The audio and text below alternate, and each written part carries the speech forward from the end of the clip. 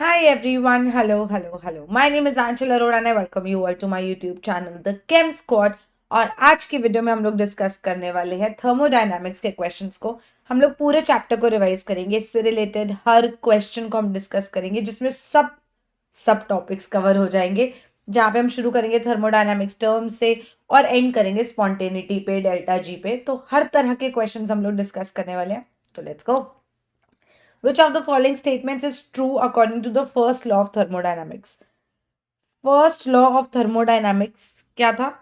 Delta U is equal to Q plus W, अगर मैं बात करूं इक्वेशन के अकॉर्डिंग। और अदरवाइज अगर मैं बात करूं तो ये क्या था? Law of conservation of energy, जो क्या कहते हैं, the total energy of an isolated system remains constant. Correct. So the answer is B. Also एक और बात, इन क्वेश्चंस को डिस्कस करते हुए ऐसा हो सकता है कि मैं एक क्वेश्चन जो डिस्कस करी उससे रिलेटेड कोई और क्वेश्चन कि वो और किस फॉर्म में पूछा जा सकता है, या इस क्वेश्चन में ये वाली टर्म पे और कैसे सवाल आए हुए हैं वो भी डिस्कस करने वाली हूँ। तो it's gonna be a longer video, stay tuned. देखते हैं क्या क्या होता है इस वीडियो में। ठीक है, चलो। इन an isothermal expansion of N ideal gas which of the following is true? किन किन बातों पे ध्यान देना होता है? आइसोथर्मल एक्सपेंशन है। आइसोथर्मल का मतलब टेम्परेचर कांस्टेंट। देखो कैसे समझ आता है, मतलब चेंज इन टेम्परेचर जीरो। अच्छा जी, डेल्टा यू होता है NCV delta T, ideal gas की बात कर रहे हैं हम। अगर डेल्टा टी जीरो है तो डेल्टा यू भी जीरो होगा। तो आइसोथर्मल पढ़ते ही आइडियल गैस के रिस्पेक्ट में हमें ये समझ आता है कि क्योंकि टेम्परेचर कांस्टेंट है तो डेल्टा यू भी जीरो होगा एंड इनफैक्ट डेल्टा एच भी जीरो होगा। मैंने तुम्हें बोला था एक ही में काफी सारी चीजें बता दूंगी। तो डेल्टा एच भी जीरो हो जाएगा। अच्छा, एक्सपेंशन की बात हो रही है, इस पे भी फोकस कर लेते हैं थोड़ा। एक्सपेंशन का मतलब है वॉल्यूम इंक्रीज करेगी, मतलब final volume greater than initial volume होगी, मतलब गैस काम कर रही है। और अगर गैस काम कर रही है तो वर्क डन नेगेटिव होगा। तो अब मुझे ये ढूंढना है कि इसमें चल क्या रहा है। क्योंकि डेल्टा यू जीरो है एंड हमें पता है delta U is equal to Q plus W होता है। डेल्टा यू जीरो है तो this is equal to Q plus W, या फिर Q is equal to minus W. Correct. तो इसका आंसर आ जाएगा ऑप्शन ए। ठीक है जी, करेक्ट है। आंसर ए है भाई इसका, ऑप्शन ए। अच्छा, ऑल्सो यहाँ पे ऐसा भी हो सकता था, ध्यान से देखना इसी क्वेश्चन में और क्या चेंजेस हो सकते हैं। क्योंकि वर्क डन नेगेटिव होगा, क्योंकि एक्सपेंशन हो रहा है, तो क्यू जो है वो पॉजिटिव होगा। तो ऑप्शंस ऐसी भी हो सकती थी कि delta U zero, Q greater than zero, delta U zero, Q less than zero, delta U zero, Q zero and so on. तो इसमें हमें ऑप्शन चूज करना था delta U zero, Q greater than zero. ठीक है, next question. The enthalpy change for an exothermic reaction is? Exothermic reaction पे किस किस तरह के सवाल आ सकते हैं? पहले तो ये याद रखना, दो तरह के तुमने मेनली करे हैं, एंडोथर्मिक और एक्सोथर्मिक। एंडोथर्मिक में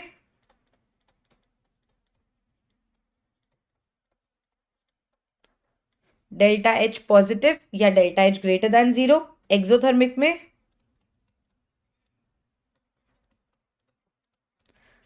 correct, delta H less than zero.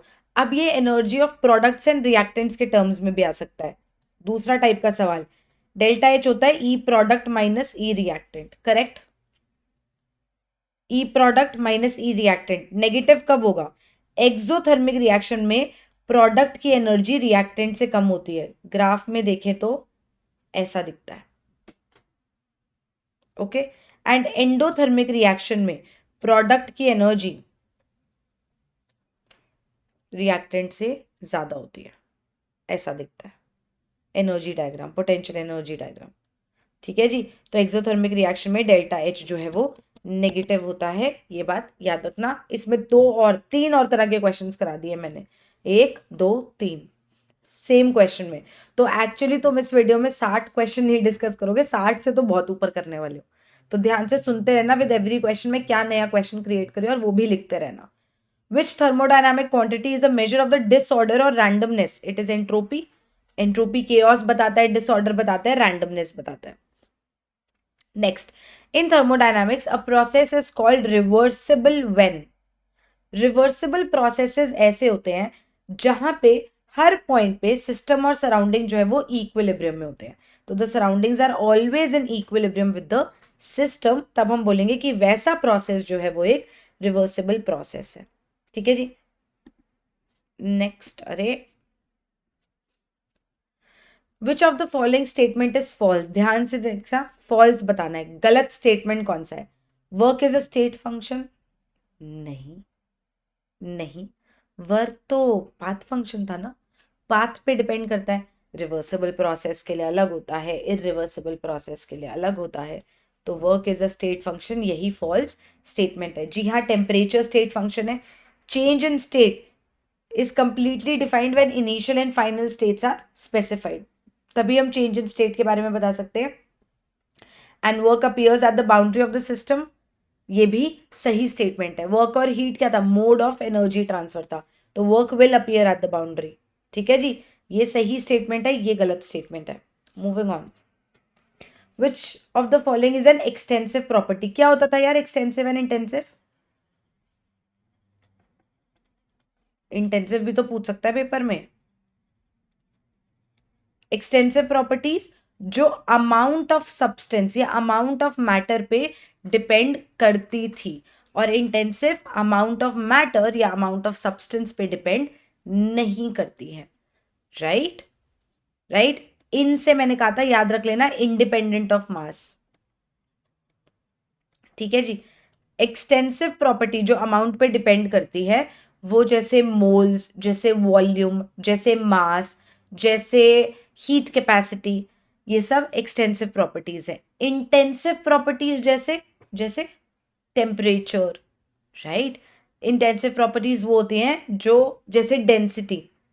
ठीक है, ये हमारी अमाउंट ऑफ द मैटर पे डिपेंड नहीं करती है, अमाउंट ऑफ सब्सटेंस पे डिपेंड नहीं करती है. ऑल्सो याद रखना, ratio of two extensive properties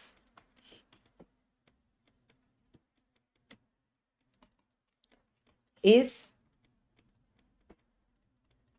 intensive.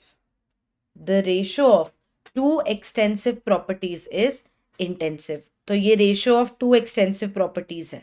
Density is mass by volume. It is intensive.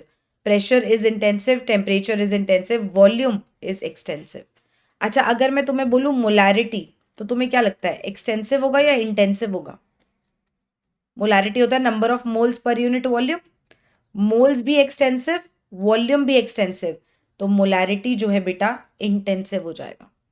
ठीक है, ऐसे ही मोलैलिटी जो है बेटा इंटेंसिव हो जाएगा. और जैसे और ऐसे वाला सोचूं तो मैं बोल सकती हूँ स्पेसिफिक हीट जो है वो इंटेंसिव होगा. वो क्वेश्चन है आगे, मैं आपको दिखाती हूँ, आता है वहां पे. Identify the pair that consist of intensive properties जो इंडिपेंडेंट ऑफ अमाउंट है. एंट्रोपी, गिव्स फ्री एनर्जी, ये सब सब डिपेंडेंट है. तो यहाँ पे आंसर आ जाएगा इलेक्ट्रोड पोटेंशियल, ईएमएफ जो होता है वो इंटेंसिव होता है, एंड वेपर प्रेशर जो है वो इंटेंसिव होता है. बोथ इंटेंसिव होना चाहिए. ठीक है. अच्छा जी, और इंटेंसिव इंटेंसिव अलग तरीके से उस क्वेश्चन को पूछा है. हर तरह के क्वेश्चंस दिए मैंने यहाँ पे, अच्छे से तुम्हारा प्रिपेयर हो जाएगा. नॉट डिपेंडेंट ऑन मास का मतलब है इंटेंसिव प्रॉपर्टी बतानी है. टेम्परेचर इज इंटेंसिव, आंसर है ये. वेट, एनर्जी, वॉल्यूम, ये तीनों एक्सटेंसिव प्रॉपर्टीज हैं. All are dependent on the amount. और होगा ऐसा सा एक. पहले बात करते हैं स्टेट फंक्शन, पाथ फंक्शन की, जो सिर्फ इनिशियल एंड फाइनल स्टेट पे डिपेंड करती है जिसकी वैल्यू, वो स्टेट फंक्शंस होते हैं. जैसे टेम्परेचर, जैसे एंथैल्पी, जैसे एंट्रोपी, जैसे Gibbs free energy. Path function होते हैं जो तुम्हारे में याद करना तुम्हें, हीट और वर्क, ये पाथ फंक्शंस होते हैं, ये पाथ पे डिपेंड करते हैं. तो यहाँ पे which is not a state function, ये बाकी सब स्टेट फंक्शन है जो स्टेट पे डिपेंड करता है कि इनिशियल और फाइनल में क्या डिफरेंस है, पाथ पे डिपेंड नहीं करता है. Next question. Which among the following state functions is an extensive property? Again, dependent on the amount. कौन है इसमें से extensive? Volume is extensive. देख लो, ये इतने सारे क्वेश्चंस जो मैंने तुम्हें कराया ना, कौन से क्वेश्चन से कर रहे हैं हम लोग एक्सटेंसिव इंटेंसिव? जरा एक सेकंड नजर मारे, ऐਵੇਂ बस कराने के लिए नहीं करा रही भाई, रुक जाओ। ये यहां से 5th क्वेश्चन से शुरू हो गया था ये सब, नहीं 6th से ये सब कहानी शुरू हो रही है। 10वें सवाल पे हम लोग पहुंच गए, 11वां 11th क्वेश्चन तक पहुंच गए हैं। इसमें जो ऑप्शंस है ना, प्लीज उनको लिख लो। एक्सटेंसिव के नीचे वो वाले जो एक्सटेंसिव का आंसर है, इंटेंसिव के नीचे बचे हुए ऑप्शंस जो उनका आंसर है। फॉर एग्जाम्पल यहाँ पे एक्सटेंसिव प्रॉपर्टी पूछा है, तो तुम्हारे पास एक्सटेंसिव और इंटेंसिव के एग्जाम्पल में यहाँ पे वॉल्यूम आ जाना चाहिए, और इंटेंसिव में टेम्परेचर, रिफ्रैक्टिव इंडेक्स और विस्कोसिटी आ जाना चाहिए। इंटेंसिव में डेंसिटी आ जाना चाहिए, मोलारिटी आ जाना चाहिए, मोलालिटी आ जाना चाहिए, ईएमएफ आ जाना चाहिए, वेपर प्रेशर आ जाना चाहिए, और एक्सटेंसिव में बाकी सब आ जाना चाहिए। ठीक है जी, नेक्स्ट क्वेश्चन पे चले। Okay, plants and living beings are examples of, क्या लगता है तुम्हें कौन से सिस्टम है? हम ओपन ही है, ओपन यार, एनर्जी और मैटर दोनों लेते भी हैं देते भी हैं, है ना? शौचालय जाते हो, ओपन सिस्टम हो, बात खत्म। आगे चले।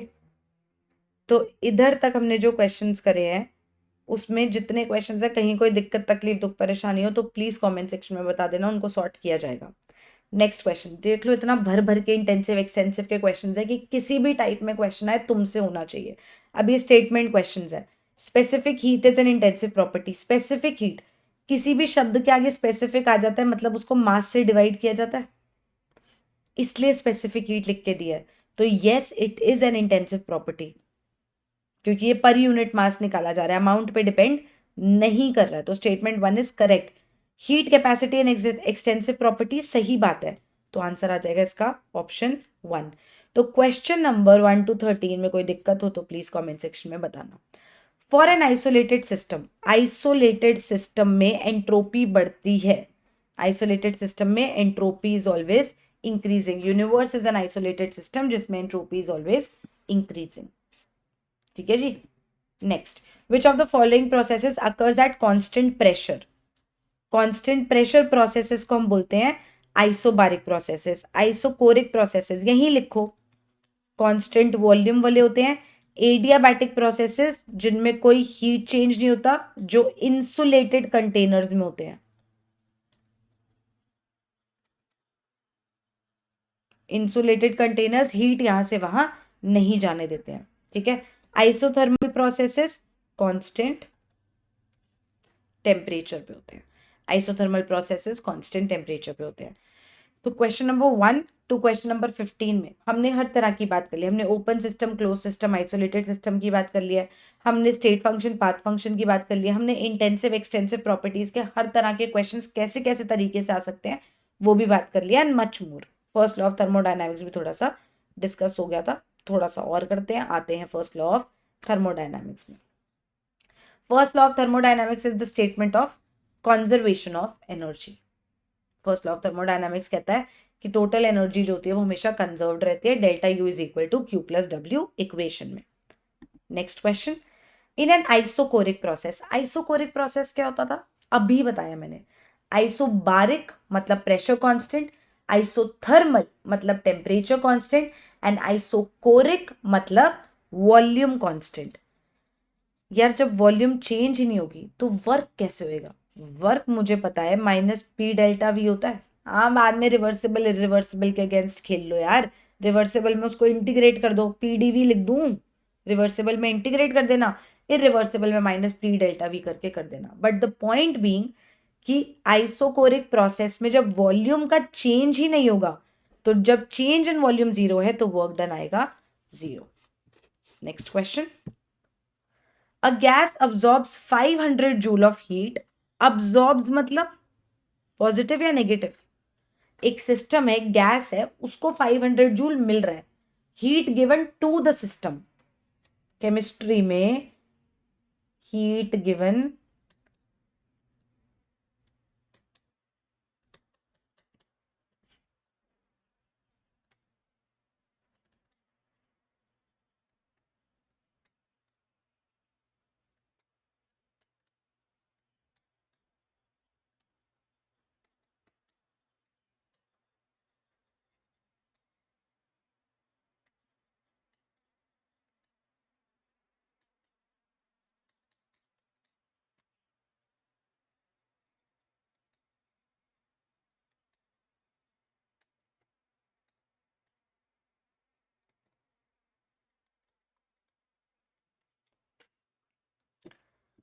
ठीक है, केमिस्ट्री में हम जिस गैस की बात करते हैं हम उसके अकॉर्डिंग सोचते हैं। अगर मैं गैस हूँ और मैं हीट अब्जॉर्ब कर रही हूँ तो मेरे लिए वो पॉजिटिव, अगर मैं गैस हूँ और मुझसे हीट ली जा रही है तो वो नेगेटिव, मुझ पे काम हो रहा है तो पॉजिटिव, मुझसे काम कराया जा रहा है, if I am the one who is working, तो वर्क डन नेगेटिव होगा।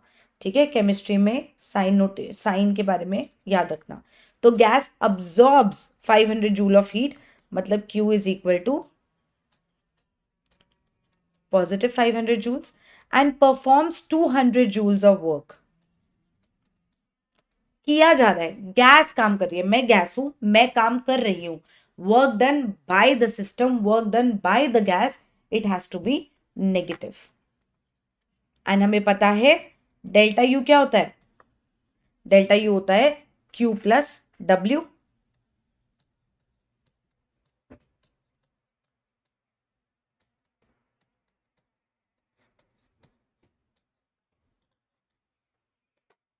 आंसर आ जाएगा बी। ठीक है जी, next question. During an adiabatic expansion, an ideal gas does 150 joules of work. What is the change in internal energy of the gas? Again, question attempt करते हुए कैसे सोचना है। एडियाबैटिक पे पहले मार्क करो। एडियाबैटिक का क्या मतलब है? एडियाबैटिक का मतलब है क्यू जीरो है, that is the meaning of adiabatic. ठीक है जी, क्यू जीरो है but it does not mean delta U zero है या डब्ल्यू जीरो है, क्यू जीरो है। ठीक है, एक्सपेंशन का क्या मतलब है? एक्सपेंशन का मतलब है work done by the gas. ठीक, और वो लिख भी रहा है इतना काम कर रही है ideal gas. What is the change in internal energy of the gas? Understand, delta U Q plus W होता है।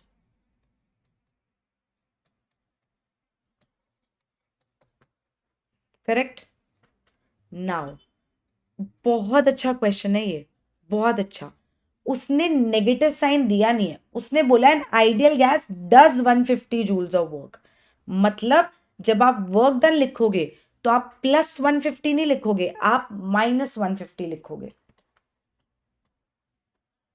एंड डेल्टा यू भी माइनस 150 जूल होता है। ठीक है, यहां पे एक स्टेटमेंट लिख लो, प्लीज राइट इट डाउन, कि in an adiabatic process work done by the gas is eight the expense of internal energy. ये तुम्हें स्टेटमेंट क्वेश्चंस में काम आएगा। तो किसी भी एडियाबैटिक प्रोसेस में the work done by the gas is eight the expense of its internal energy. कहने का मतलब हिंदी में ये है कि जब किसी एडियाबैटिक प्रोसेस में कोई गैस काम करती है तो वो काम करने के लिए वो अपनी इंटरनल एनर्जी यूज करती है। तो अगर वो 200 जूल का काम कर रही है तो वो 200 जूल इंटरनल एनर्जी यूज कर रही है। अगर वो 150 जूल का काम कर रही है तो वो 150 जूल इंटरनल एनर्जी यूज कर रही है। तो स्टेटमेंट, क्वेश्चन, असर्शन, रीजन, उनके लिए स्टेटमेंट भी यहां पे लिख के रख लो। नेक्स्ट क्वेश्चन, वर्क डन पे आते हैं। अभी तक कोई भी 1 to 19 क्वेश्चन में कोई भी दिक्कत, तकलीफ, दुख, परेशानी हो तो बता देना। 2 टॉपिक्स डन, जिनमें बहुत सारे सब टॉपिक्स थे। In an isothermal expansion of an ideal gas, the work done by the gas depends on, think about it, क्या क्या दिया है? Isothermal,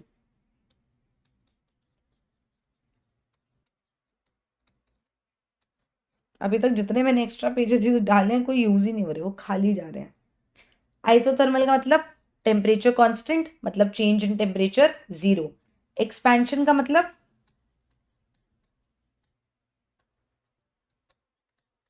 work is done by the gas. ठीक है जी, अब ये जो काम गैस कर रही है ये किस बात पे डिपेंड करेगा? वर्क डन क्या होता है? Minus PDV. Change in volume पे डिपेंड करेगा, तो इनिशियल एंड फाइनल वॉल्यूम्स पे ये वर्क डन डिपेंड करेगा। अब इनिशियल वॉल्यूम अगर उसकी 2 लीटर है, फाइनल उसकी 10 लीटर होगी तो कुछ काम होगा, फाइनल अगर 20 लीटर होगी तो कुछ और अमाउंट ऑफ वर्क होगा। ठीक है जी, next question. During the free expansion of a gas, कुछ तरीकों से लिखा जा सकता है। या तो वो आपको पेपर में सिर्फ फ्री एक्सपेंशन लिख के देगा,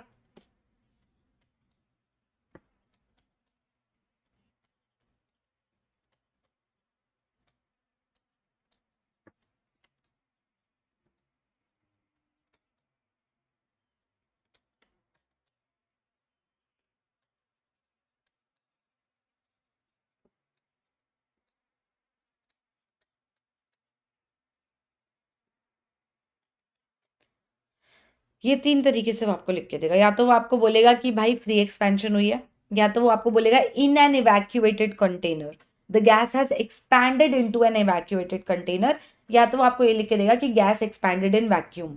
तीनों ही केसेस का ये मतलब होता है कि वर्क डन जीरो है, क्योंकि प्रेशर, एक्सटर्नल प्रेशर जो है वो जीरो है।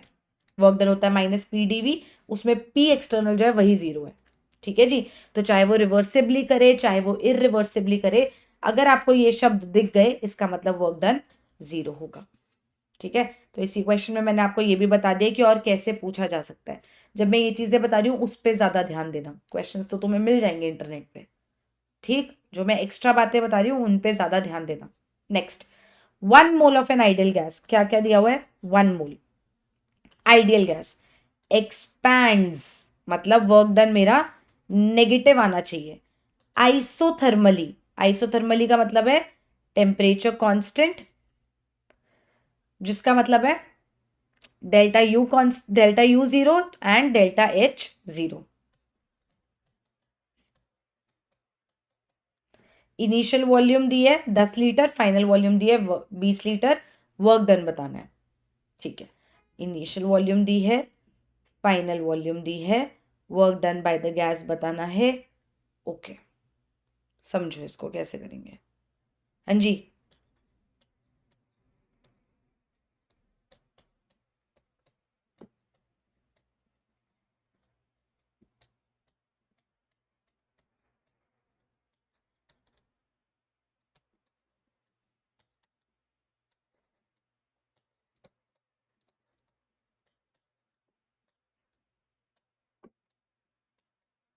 आर कितना है? 8.314। मैंने बहुत बार बोला है और मैं फिर से बोल रही हूँ, फिजिकल केमिस्ट्री पूरा का पूरा इज ऑल अबाउट यूनिट्स। तो आप जब भी खेलो तो विद यूनिट्स खेलना। टेम्परेचर, थैंक यू, केल्विन में दिया हुआ है, वरना यहाँ लिख लो टेम्परेचर हमेशा केल्विन में लेना होता है। Final volume, initial volume,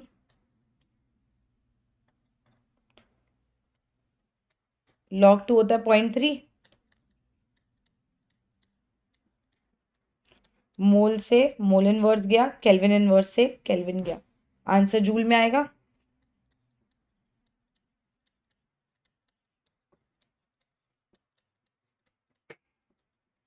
correct. Solve करें, इसको सॉल्व वॉल्व करोगे आंसर अप्रोक्सीमेटली 1728 जूल्स के आसपास आएगा। हमारा नेगेटिव है पर उसने लिखा है work done by the gas, तो हम सिर्फ मैग्नीट्यूड देके काम चला सकते हैं। अरे आंसर ए है, हम मैग्नीट्यूड देके काम चला सकते हैं। ठीक है, next question. In an isothermal process, again temperature constant, the internal energy of an ideal gas remains constant because delta U होता है NCV delta T, क्योंकि delta T जीरो है तो delta U जीरो है, मतलब change in internal energy zero है। change in internal energy zero है, but the value of internal energy U वो कांस्टेंट है, इसीलिए चेंज जीरो है क्योंकि U की वैल्यू कांस्टेंट है। तो पहला स्टेटमेंट सही है। The internal energy of N ideal gas depends only on its temperature. Internal energy depends only on its temperature for the ideal gas. वैसे इंटरनल एनर्जी का डिपेंडेंस वॉल्यूम एंड टेम्परेचर दोनों पे होता है। आइडियल गैस की बात करते हैं तो वो डिराइव हो के हम बस टेम्परेचर डिपेंडेंस दिखाते हैं। तो both assertion and reason are true and reason is the correct explanation. तो ये सही है। ठीक है जी, चलो next question. Work done by a gas in an isothermal expansion is greater than an adiabatic expansion for the same change in volume. देखते हैं इसको, एक तो ग्राफ से याद कराती हूँ मैं तुम्हें। ग्राफ तो तुम सबको याद है, कैसे बनाते थे? अगर तुम इनिशियल प्रेशर P1 से इनिशियल वॉल्यूम V1 तक शुरू हुए और एक्सपेंशन कर रहे हो तो वॉल्यूम बढ़ेगी, प्रेशर घटेगा, that is expansion, right? Volume बढ़ना, प्रेशर घटना।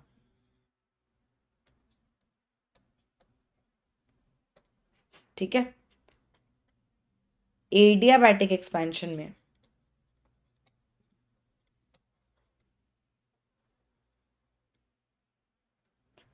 for the same change in volume,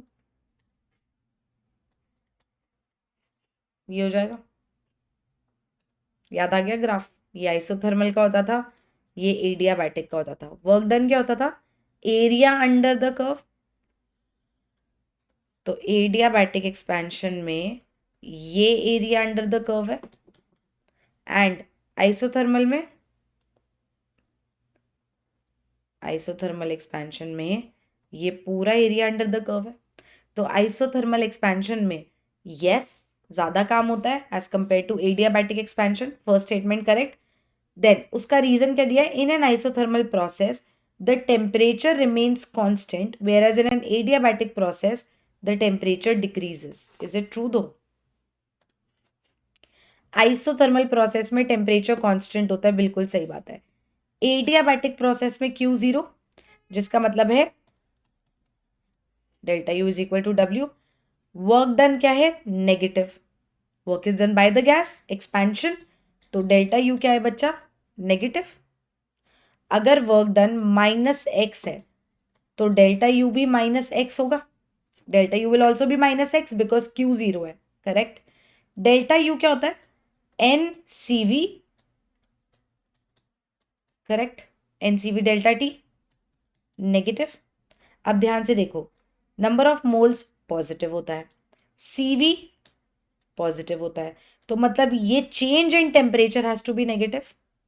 इसका मतलब है final temperature less than initial temperature होना चाहिए ताकि वैल्यू नेगेटिव आए। तो final temperature is less than initial temperature, and इसीलिए अगले टाइप का क्वेश्चन कि एडियाबैटिक एक्सपेंशन में final temperature less than initial temperature होता है, ट्रू और false? Yes, it is true. Cooling होती है इसमें, ठीक है। एडियाबैटिक एक्सपेंशन में टेम्परेचर गिरता हुआ दिखता है because work is done at the expense of internal energy. Internal energy negative हो, change in internal energy negative होने का मतलब है डेल्टा टी नेगेटिव है, मतलब final temperature minus initial temperature negative है, which is possible when final की value initial से कम हो। ठीक है जी। नेक्स्ट क्वेश्चन, वर्क डन में हमने बहुत तरह के क्वेश्चंस कर लिए। हमने न्यूमेरिकल क्वेश्चंस देख लिए, हमने स्टेटमेंट क्वेश्चंस देख लिए, हमने लॉजिकल क्वेश्चंस देख लिए। अब एक ग्राफिकल क्वेश्चन और देखते हैं। ये मेरे पास कोई साइक्लिक प्रोसेस हो रहा है, इसमें पूछा है कि वर्क डन क्या होगा, ठीक है। इसी क्वेश्चन में एक और क्वेश्चन बनाते हैं कि इस पूरे प्रोसेस में चेंज इन इंटरनल एनर्जी क्या होगी, डेल्टा एच क्या होगा, ठीक है। क्योंकि ये साइक्लिक प्रोसेस है तो ए से शुरू होके हम घूम फिर के वापस ए पे आ रहे। इनिशियल और फाइनल स्टेट सेम है, सही बात है। तो जो जो स्टेट फंक्शंस हैं वो साइक्लिक प्रोसेस के लिए उनके चेंजेस जीरो होते हैं, क्योंकि अगर मान लो इस पॉइंट पे ए से शुरू करा, यहाँ पे इंटरनल एनर्जी की वैल्यू मान लो x जूल्स थी, आप दुनिया घूम के वापस ए पे आ गए तो final value of internal energy भी तो x जूल्स है, तो चेंज क्या होगा? x minus x, zero. समझे? जितना मर्जी घूम घूम के आ जाओ, फाइनल अगर तुम्हारी स्टेट वही है जो तुम्हारी इनिशियल स्टेट थी, तो जितने भी स्टेट फंक्शंस हैं उनका चेंज इन दो state functions would be zero because this depend only on the value of the state. क्या पाथ है कोई फर्क ही नहीं पड़ता, ठीक है। पर पाथ फंक्शंस की वैल्यू बदलती है। तो अब ये पीवी डायग्राम में देखते हैं कि वर्क की वैल्यू सेम रहेगी कि बदलेगी, बिल्कुल बदलेगी। और हम क्या निकालते हैं? Area under the PV curve. अभी एक राइट एंगल ट्राइंगल दिख रहा है मुझे, तो एरिया क्या हो जाएगा? Half into base into height. Base क्या है बेटा? This value minus this value is 3v0, this value is v0। दिख रहा है हमको ये? तो हाफ ऑफ बेस आ गया। हाइट क्या है? हाइट है ये वाला portion which is this value and this value का डिफरेंस, मतलब 2p0 माइनस p0, करेक्ट। तो मेरा बेस था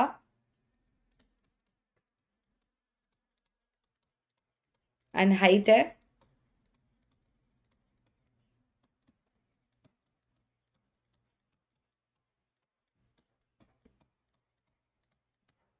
एरिया आ गया वी नॉट पी नॉट, जो मेरा आंसर आ जाएगा। Cool. Next question, a gas is compressed isothermally, compressed, work done on the gas. जैसे क्वेश्चन पढ़ो वहीं पे लिख दो, ताकि अगर कुछ उससे रिलेटेड बात है तो तुम्हारा सही चल रहा है। आइसोथर्मली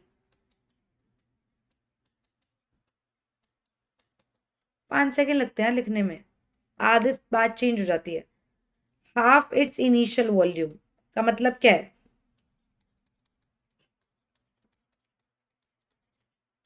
सही बात है, अगर इनिशियल वॉल्यूम v थी तो फाइनल वॉल्यूम क्या है उसकी? Half, v/2।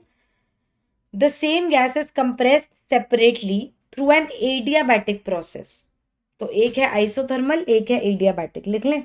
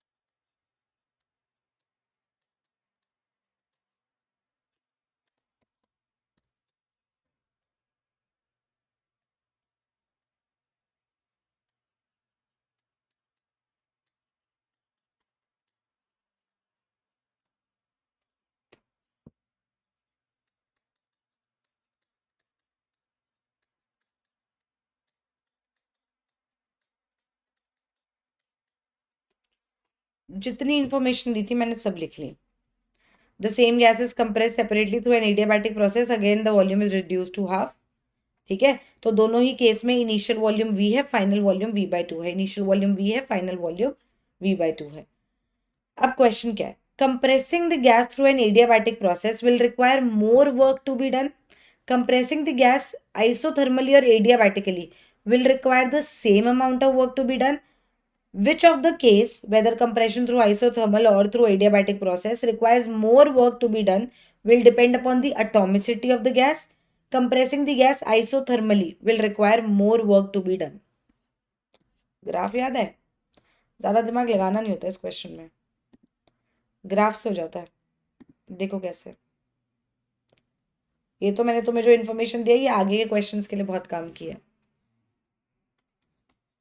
जो मैंने अभी ग्राफ बनाया था एक्सपेंशन का,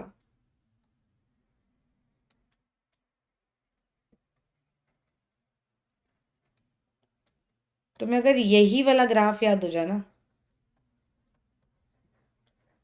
तो तुम्हें ज्यादा दिमाग लगाने की जरूरत नहीं है, क्योंकि इसको जब एक्सपैंड करते हैं ना, ये आइसोथर्मल वाला को मैं कलर चेंज करती हूँ, अच्छे से बनाते हैं। अगर तुम्हें यही वाला ग्राफ याद हो जाए तो तुम्हें ज्यादा थ्योरेटिकल पोर्शन रट्टे मारने की जरूरत नहीं है। तुम इसी ग्राफ की शक्ल देख के ये आइसोथर्मल एडियाबैटिक वाले स्टेटमेंट क्वेश्चन जितने हमने अभी तक करे हैं सब सॉल्व हो जाएंगे। देखो, आइसोथर्मल वाला ग्राफ एक्सपेंशन के लिए मैं ये बना रही हूँ रेड से, और एडियाबैटिक वाला बना रही हूँ ब्लू से।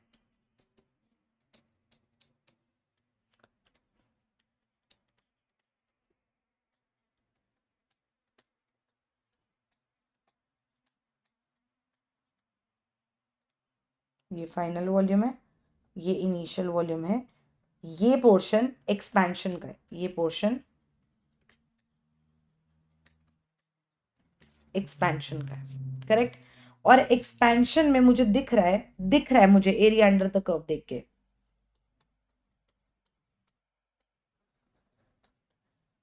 Magnitude of work done isothermal, magnitude of work done adiabatic, दिख रहा है, ग्राफ से दिख रहा है। इन्हीं ग्राफ्स को जब एक्सटेंड करो ना तो कंप्रेशन का ग्राफ निकलता है। रेड वाले को बस मैं उसका कर्व एक्सटेंड कर रही हूँ, और ऐसे ही ब्लू वाले का एक्सटेंड कर रही हूँ।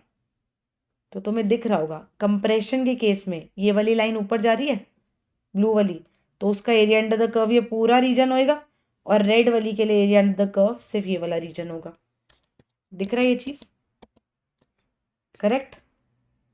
ले लो कोई वैल्यू, इसको मैं ऐसे थोड़ा सा सादा डीप हो गए तो तुम्हें दिखेगा कुछ नहीं इसमें।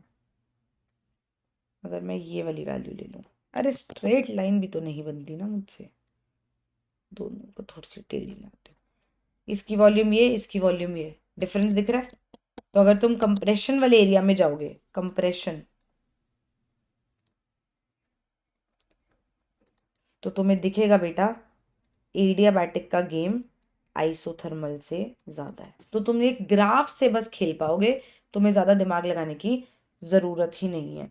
तो compressing the gas adiabatically will require more work to be done.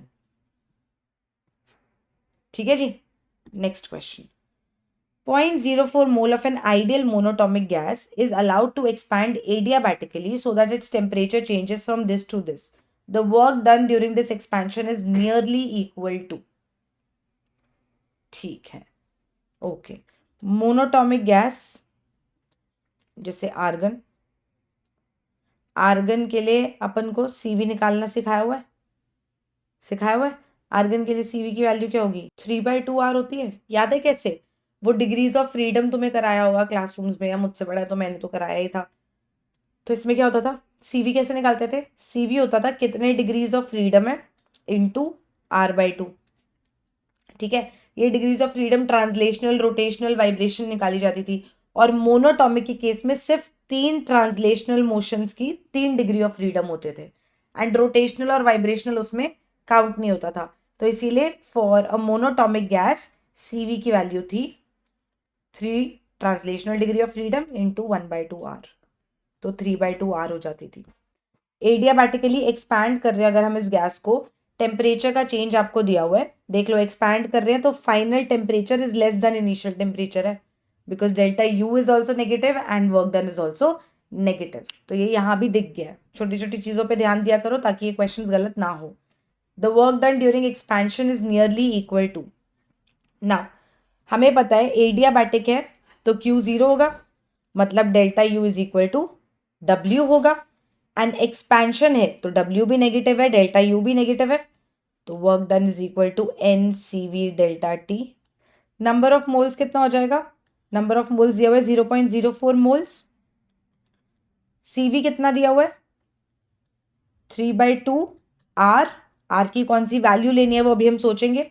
Change in temperature, final temperature minus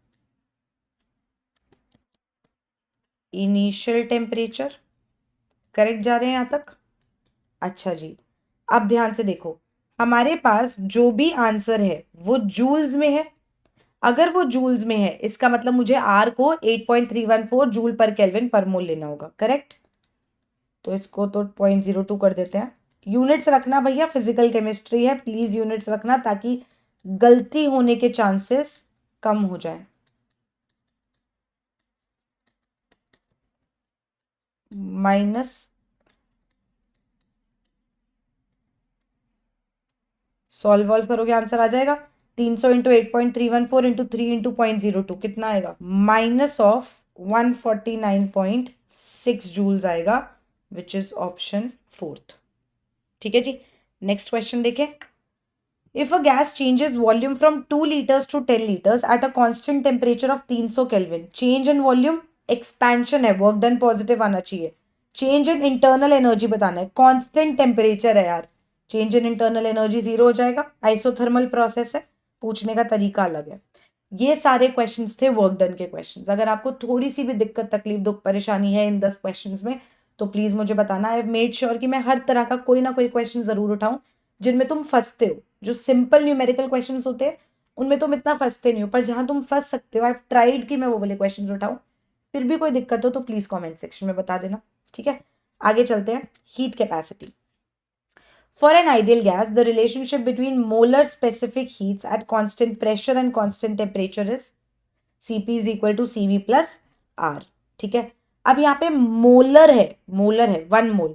अगर 1 मोल नहीं होता, सिर्फ specific heat capacities at constant temperature and pressure होता, तो फिर हम लिखते हैं Cp is equal to Cv plus Nr। अगर हम पर मोल की बात ना कर रहे होते, वो भी बात याद रखना, ठीक है। नेक्स्ट पेज इन यूज हो रहा। If the specific heat at constant volume CV for a gas is 20 joule पर मोल पर केल्विन, CV की वैल्यू dV है एंड R की वैल्यू dV है, कांस्टेंट प्रेशर निकालना है। ये क्वेश्चन देखो फॉर्मूला बेस्ड है, तो मैंने इसलिए तो नहीं दिया हुआ कि तुम फॉर्मूला लगाओ और सॉल्व करो। मेरा इस क्वेश्चन को देने का पर्पस ये है कि मैं तुम्हें यूनिट्स की बात समझा सकूं दोबारा। समझो यार, ये क्वेश्चन इजी है क्योंकि यहाँ पे ना सीपी का यूनिट भी वही है, जूल पर केल्विन पर मोल। तो तुम्हें basically CP is equal to CV plus R करना है। तुम ये 20 और ये 8.314 को ऐड करोगे और तुम्हारा आंसर आ जाएगा 28.314। प्रॉब्लम तब आती अगर वो यहाँ पे लिख के देता कि नहीं नहीं मैं तो 2 मोल की बात कर रहा हूँ, ठीक है, और बाकी सब कुछ वो तुम्हें जूल पर केल्विन पर मोल में देता, पर तुम्हें ना वो ये सीपी के यूनिट्स जूल पर केल्विन में देता, पर मोल ना देता। तो तब तुम्हें आंसर कैसे देना पड़ता, तुम ये 28.314 जूल पर केल्विन पर मोल निकालते, पर उसका जो यूनिट है, अगर यूनिट ऑप्शन में जूल पर केल्विन होता, इसका मतलब तुम्हें आंसर निकालने के लिए तुम्हारी इस वैल्यू को नंबर ऑफ मोल से मल्टीप्लाई करना पड़ता ताकि तुम्हारा आंसर जूल पर केल्विन में। तो कभी कभी वो अगर इतना सिंपल न्यूमेरिकल देता है ना तो वो यूनिट्स में खिलवाता है। इसलिए मैंने बोला है कि फिजिकल केमिस्ट्री में यूनिट्स का ध्यान रखना, क्योंकि यहाँ सीवी भी बेटा, यहाँ पे सीवी भी जूल पर केल्विन पर मोल में है एंड आर भी जूल पर केल्विन पर मोल में है। मैंने इनको ऐड किया और मैंने बोला सीपी आ जाएगा 28.314 जूल पर केल्विन पर मोल। बट अगर यूनिट्स होते हैं जूल पर केल्विन के तो मुझे नंबर ऑफ मोल्स से उस केस में मल्टीप्लाई करना पड़ता। वो मोल्स देता आपको क्वेश्चन में, पर आप इन यूनिट्स का जरूर ध्यान रखिएगा, ठीक है जी। Next question, CP by CV दिया हुआ है 1.5, तो सीपी बाय सीवी दिया है, तो सीपी क्या होता है,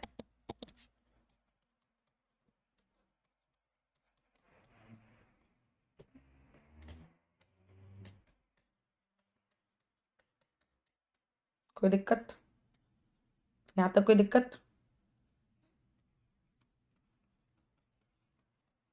कोई दिक्कत,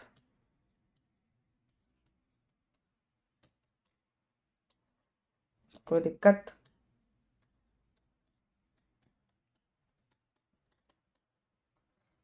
मैं आगे तो नहीं आ गई इसमें, दिख रहा है जूल पर केल्विन पर मोल। सॉल्व करोगे आंसर आ जाएगा, ठीक है जी, इसको सॉल्व करोगे आंसर आ जाएगा। Moving on, okay. For an ideal gas CP is always greater than CV eight constant pressure the gas does additional work during expansion. Yes, दोनों सही है और रीजन भी सही है। ये मैंने लिखा हुआ भी इसलिए तुम्हारे लिए छोड़ दिया कि अगर तुम्हें कॉपी पेस्ट करने की आदत है, पर मैं बता देती हूँ। CP is always greater than CV क्योंकि CP होता है CV प्लस समथिंग, ठीक है। तो कांस्टेंट प्रेशर पे गैस को एक्स्ट्रा वर्क करना पड़ता है ड्यूरिंग एक्सपेंशन, ठीक। जब कांस्टेंट प्रेशर पे हम बात करते हैं, when heat is added to the gas expands, it expands and does the work to the surroundings. तो ज्यादा हीट हमें चाहिए होती है ज्यादा एक्सपेंशन के लिए, ठीक। तो more heat is required to raise the temperature by 1 degree Celsius. CP CV ideal gas के लिए, सीपी क्या होता है, कांस्टेंट प्रेशर पे मुझे कितनी हीट देनी पड़ेगी to raise the temperature by 1 degree Celsius, right. Constant pressure पे मुझे कितनी हीट देनी पड़ेगी to raise the temperature by 1 degree Celsius. और सीवी होता है कांस्टेंट वॉल्यूम पे मुझे कितनी हीट देनी पड़ेगी to raise the temperature by 1 degree Celsius. सही बात है। अब कांस्टेंट टेम्परेचर पे क्या होता है, सॉरी कांस्टेंट प्रेशर पे क्या होता है और कांस्टेंट वॉल्यूम पे क्या होता है ये समझते हैं। इस केस में वर्क डन 0 हो जाएगा क्योंकि वॉल्यूम कांस्टेंट है। तो जो भी हीट दी जा रही है वो सारी यूज हो रही है टेम्परेचर बढ़ाने के लिए, क्योंकि कोई वर्क तो हो नहीं रहा है ना। तो अगर मैंने एनवायरमेंट से 2 जूल हीट यूज करी to raise the temperature by 1 degree Celsius तो मेरा सीवी हो गया 2, राइट। लेकिन अगर मैं कांस्टेंट प्रेशर पे हीट ऐड करूं तो सारी की सारी हीट सिर्फ टेम्परेचर बढ़ाने के लिए नहीं यूज होती है, कुछ जो है वो वर्क करने में भी यूज हो जाती है, फॉर्म ऑफ एनर्जी है ना, कुछ जो है वो वर्क करने में यूज हो जाती है। तो अगर मुझे कांस्टेंट वॉल्यूम के केस में 2 जूल एनर्जी चाहिए थी 1 डिग्री से टेम्परेचर बढ़ाने के लिए, तो कांस्टेंट प्रेशर के केस में ज्यादा एनर्जी लगेगी, ज्यादा हीट लगेगी, 2 से तो ज्यादा ही लगेगी क्योंकि कुछ तो यूज हो जा रही है।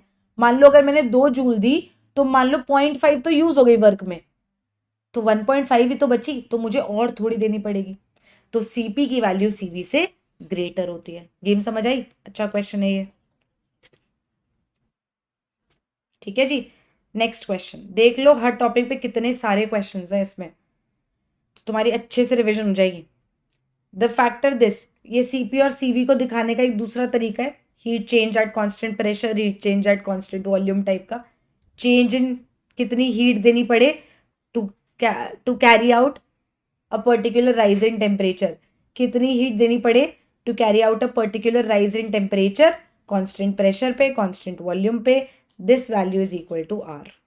लिखने का तरीका है, तंग करने का तरीका है, होना मत। The volume of a gas is reduced to half of its original volume, volume is reduced, work is done on the gas. जब गैस एक्सपैंड करती है तो उसकी वॉल्यूम बढ़ती है ना, तो work is done by the gas. पर अगर मैं उसको कंप्रेस कर रही हूं, उसकी वॉल्यूम कम हो रही है, तो work is done on the gas, work done positive होगा। ठीक, लेकिन क्या उसका स्पेसिफिक हीट से कुछ लेना देना है? कुछ भी नहीं, कुछ भी नहीं लेना देना उसका स्पेसिफिक हीट से। Work done on the gas, work done by the gas, बात खत्म। स्पेसिफिक हीट में कोई चेंजेस नहीं आएंगे। ठीक, तो ये जितने भी क्वेश्चंस थे इस टॉपिक पे, आई होप इसमें कोई दिक्कत तकलीफ दुख परेशानी नहीं है, और अगर है तो कमेंट सेक्शन खुला है, जाके बता दो, मैं वहीं पे सॉर्ट कर दूंगी उसको। नेक्स्ट टॉपिक पे चलें, लेट्स गो। थर्मोकेमिस्ट्री, तो यहाँ पे हमें enthalpy of formation, enthalpy of combustion, atomisation, bond enthalpy, और क्या क्या होता है, sublimation, fusion, vaporisation, combustion, neutralisation, इन सब एंथैल्पी से रिलेटेड कैसे क्वेश्चंस आते हैं, Hess's law, Born Haber cycle, ये सब डिस्कस करेंगे हम। शुरू करें फिर थर्मोकेमिस्ट्री के questions, let's go. Given the following enthalpies of formation, delta H naught formation of carbon dioxide, delta H naught formation of पानी, delta H naught formation of कौन भाई साहब है, ग्लूकोज, ये दिया हुआ है, हमें कंबशन ऑफ ग्लूकोज बताना है। ठीक है, तो कैसे फॉर्मेशन एंथैल्पीज को यूज करके कंबशन एंथैल्पी निकालेंगे, सोचते हैं। सबसे पहले डेफिनेशन कंबशन की क्या है, एंथैल्पी ऑफ कंबशन, जब 1 मोल कोई भी चीज को इनफ ऑक्सीजन में जलाया जाए तो हम कहते हैं कि वो एंथैल्पी ऑफ कंबशन है। क्या 1 मोल जलाया जा रहा है? बिल्कुल सही बात है, इनफ ऑक्सीजन में जला के प्रोडक्ट्स दिए जा रहे हैं। तो ये जो भी रिएक्शन हो रहा है, इस रिएक्शन की जो भी एंथैल्पी होगी उसको मैं एंथैल्पी ऑफ कंबशन बोलूंगी। Correct, correct, okay. तो अब मैं इस रिएक्शन की अगर एंथैल्पी निकाल दूं तो मेरे पास एंथैल्पी ऑफ कंबशन आ जाएगी। अगर मैं डेफिनेशन से जाऊं तो मैं दोबारा बोलती हूँ कि मुझे ये पता है कि एंथैल्पी ऑफ कंबशन होता है जब मैं 1 मोल ग्लूकोज जलाऊं इनफ ऑक्सीजन में ताकि वो कार्बन डाइऑक्साइड और पानी दे दे।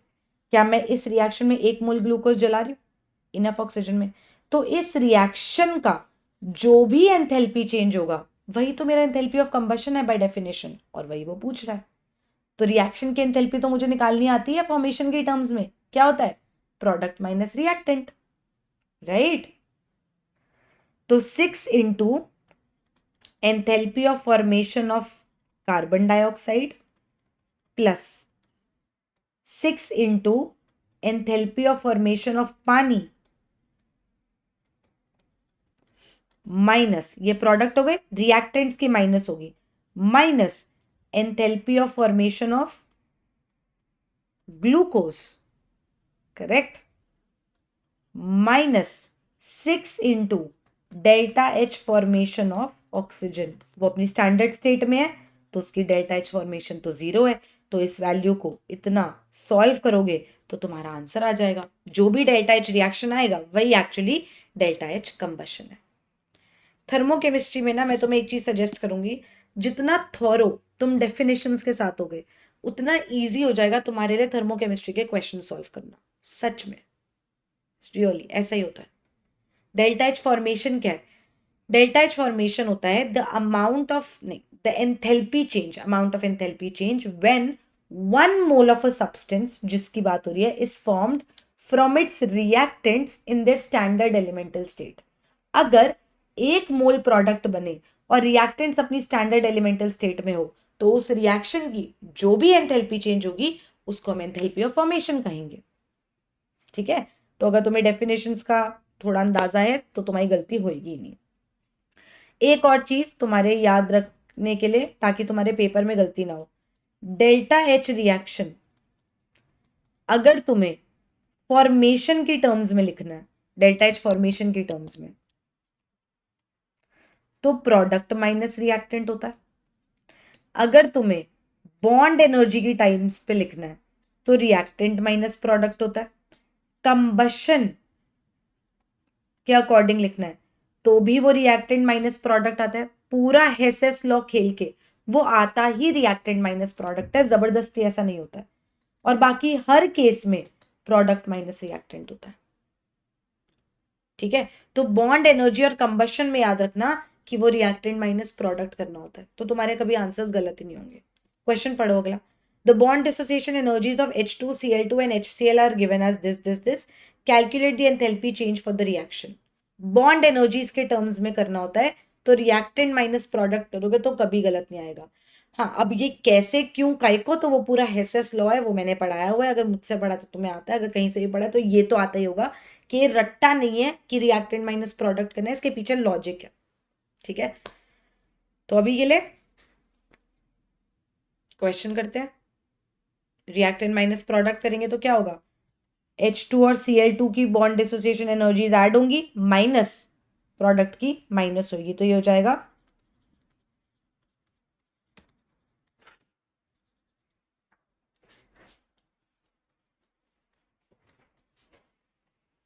सॉल्व करोगे तो नेगेटिव आंसर आएगा 184।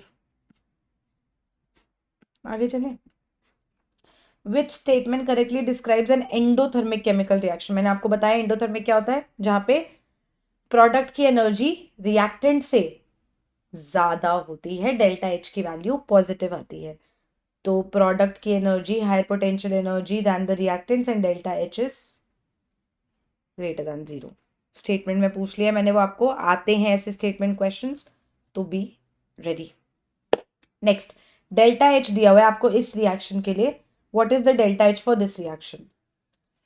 डेल्टा एच एक्सटेंसिव है, अमाउंट टू अमाउंट पे डिपेंड करता है, लेकिन स्टेट फंक्शन है। लेकिन हमने डेल्टा एच के साथ ये पढ़ा कि अगर हम रिएक्शन उल्टा करेंगे तो अगर वो फॉरवर्ड डायरेक्शन में रिएक्शन एंडोथर्मिक है तो बैकवर्ड में एक्सोथर्मिक हो जाता है ना, और मैग्नीट्यूड सेम रहता है। तो अब इसमें इसके साथ क्या किया जा रहा है, इसमें इसको फॉरवर्ड बैकवर्ड कर रहे हैं, क्या कर रहे हैं? देखो,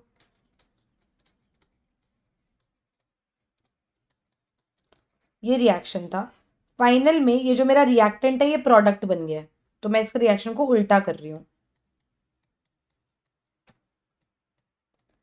उल्टा करने की वजह से जो भी इस रिएक्शन का डेल्टा एच था उसका नेगेटिव हो जाएगा यहां पे। Correct, correct. ऑल्सो मैं इस पूरी इक्वेशन को 2 से डिवाइड कर रही हूं, तो जिस वैल्यू से इक्वेशन को डिवाइड करा जाता है उसी वैल्यू से डेल्टा एच को डिवाइड किया जाता है।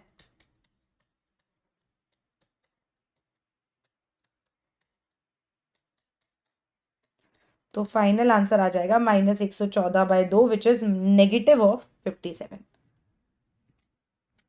Next question, which of the following does not have a standard heat of formation equal to 0? Standard heat of formation equal to 0 उनकी होती है जो अपनी एलिमेंटल स्टेट में या मोस्ट स्टैंडर्ड स्टेट में एग्जिस्ट करते हैं। हाइड्रोजन की H2 होती है, तो H में डेल्टा H फॉर्मेशन 0 नहीं होगी, बाकी सब अपनी स्टैंडर्ड एलिमेंटल स्टेट में ही है। Knowing that the enthalpy of combustion of propane gas is इतना, which of the following statements is incorrect? गलत बात बतानी है। एंथैल्पी ऑफ कंबशन नेगेटिव है, एक्सोथर्मिक है। Propane releases heat as it burns, सही बात है। Combustion of propane is an exothermic process, सही बात है, नेगेटिव वैल्यू है। Delta H formation of propane is -2220, क्या ये सही बात है? सोचो, कंबशन एनर्जी दी हुई है, मतलब अगर मैं प्रोपेन को, 1 मोल प्रोपेन को इनफ ऑक्सीजन में जलाऊं, उस प्रोसेस में जो एनर्जी रिलीज होगी, 1 मोल प्रोपेन लेना है तो 3 कार्बन होने चाहिए, हाइड्रोजन 8 होने चाहिए, तो ये 4 हो गया, 4 और यहाँ पे 6, ये हो गई इक्वेशन बैलेंस्ड। इस कंबशन के लिए मेरे को एनर्जी मिल रही है, एनर्जी रिलीज हो रही है 2220 किलो जूल पर मोल। क्या यही चीज उसकी एंथैल्पी ऑफ फॉर्मेशन है? नहीं। एंथैल्पी ऑफ फॉर्मेशन कैसे निकालेंगे? जब 3 कार्बन इनके साथ रिएक्ट करके 1 मोल प्रोपेन देगा, और ये रिएक्शन क्लियरली ऊपर वाले का उल्टा रिएक्शन नहीं है ना? उल्टा रिएक्शन हो जाता तो हम बोलते ये, पर एक्चुअली डेल्टा एच फॉर्मेशन की डेफिनेशन कहती है कि आपको प्रोपेन कार्बन डाइऑक्साइड और पानी से नहीं बनाना है, ग्रेफाइट और हाइड्रोजन से बनाना है, तो ये स्टेटमेंट गलत हो जाती है, यानी ये हमारा आंसर है। Also the enthalpy change for the combustion for 2 moles कितना होगा? एंथैल्पी चेंज 1 मोल के लिए 2220 है, तो 2 के लिए कितना होगा? -4440, ट्वाइस ऑफ दैट। अगर आप पूरी इक्वेशन को 2 से मल्टीप्लाई कर रहे हो तो आप डेल्टा एच को भी 2 से मल्टीप्लाई करोगे, ये बात है, ठीक है जी। तो ये भी लॉजिक बेस्ड क्वेश्चन था। If a reaction is carried out at constant pressure, which of the following statements is correct? The reaction is likely to be exothermic. The reaction is likely to be endothermic. The heat change is equal to the change of temperature. The heat change is equal to the enthalpy change. Heat change at constant pressure is delta H. Heat change at constant volume is delta U. ठीक है? ठीक है जी। Next, which of the following represents the standard enthalpy of formation? मैंने अभी definition बताई है, 1 मोल बनना चाहिए और रिएक्टेंट्स अपनी स्टैंडर्ड एलिमेंटल स्टेट में होने चाहिए, तो 1 मोल बनना चाहिए एंड रिएक्टेंट्स अपनी स्टैंडर्ड एलिमेंटल स्टेट में होने चाहिए। फर्स्ट वाला सही लग रहा है मुझे, ठीक है जी। ये रिएक्टेंट स्टैंडर्ड एलिमेंटल स्टेट में नहीं है, ये O2 की फॉर्म में नहीं है, स्टैंडर्ड एलिमेंटल स्टेट में नहीं है, और ये तो उल्टा रिएक्शन है। अरे sorry, if the enthalpies of formation of these are given, enthalpy of combustion बताना है, enthalpy of combustion बताना है, what is needed here? combustion का रिएक्शन, बिना रिएक्शन के मैं कैसे खेलूंगी? तो जब भी ऐसा सवाल है, आपका स्टेप 1 है एक बैलेंस्ड केमिकल इक्वेशन लिखना, एक बैलेंस्ड रिएक्शन लिखना कि रिएक्शन हो कैसे रहा है। तो आपको लिखना पड़ेगा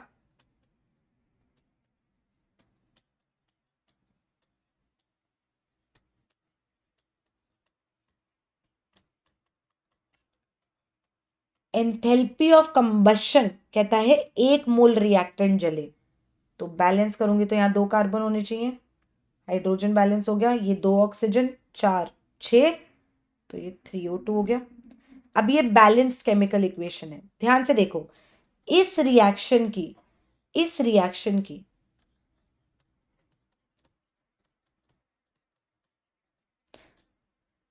जो भी एंथैल्पी चेंज होगी, इस पर्टिकुलर रिएक्शन की जो भी एंथैल्पी चेंज होगी, क्या मैं उसको एंथैल्पी ऑफ कंबशन बोल सकती हूँ? बिल्कुल बोल सकती हूँ, क्योंकि 1 मोल रिएक्टेंट जलाया जा रहा है इनफ ऑक्सीजन में to give carbon dioxide and water, इस केस में तो 1 मोल रिएक्टेंट की कंबशन हो रही है, तो इस पूरे रिएक्शन में जो भी एंथैल्पी चेंज होगा उसी को तो एंथैल्पी ऑफ कंबशन कहते हैं।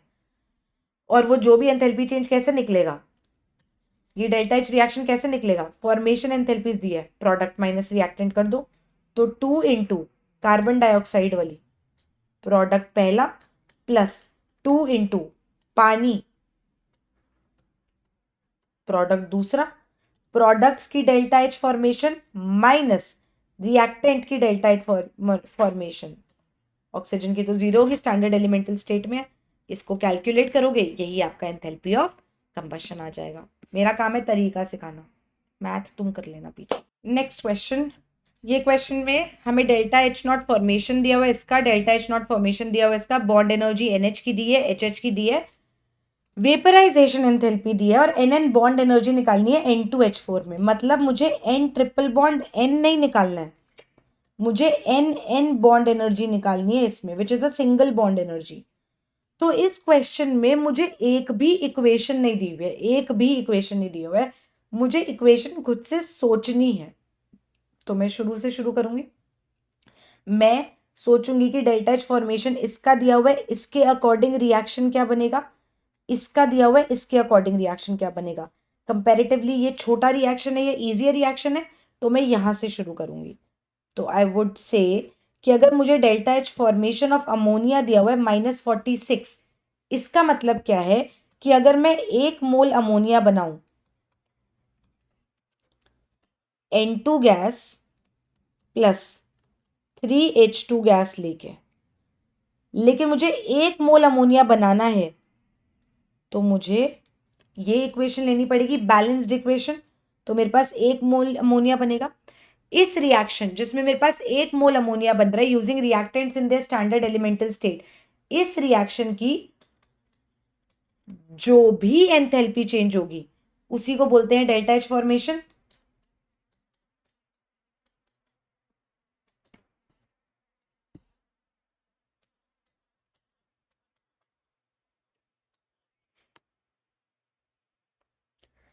करेक्ट, ये हो जाएगा -46 किलो जूल पर मोल। सही जा रहे हैं। अब इसको बॉन्ड एंथैल्पी की टर्म्स में कैसे लिखेंगे, इस रिएक्शन एंथैल्पी को मैं बॉन्ड एंथैल्पी की टर्म्स में कैसे लिख सकती हूँ, रिएक्टेंट माइनस प्रोडक्ट, है ना, करेक्ट है। तो half of bond energy of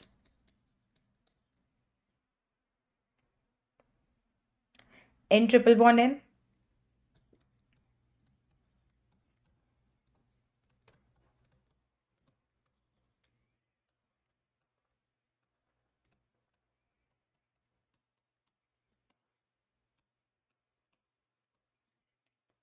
the enthalpy change of the entire reaction is equal to the bond energies of reactants minus product।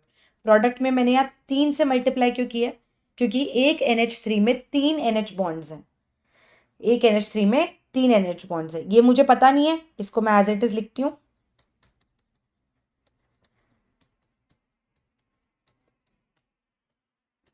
ये मुझे पता है, NH बॉन्ड की 393 इसकी थी, इसकी 436 थी, सॉरी।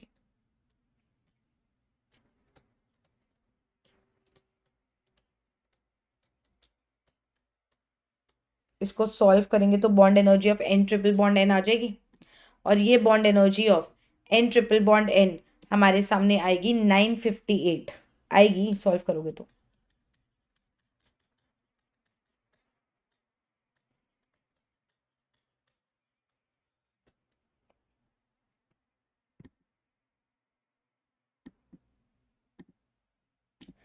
इसके बाद हमें और क्या दिया है, इसके बाद हमें delta H formation of N2H4 liquid दिया है। तो मैं बोल सकती हूँ 1 मोल ऑफ, ये बनेगा अपने reactants in the standard elemental state से।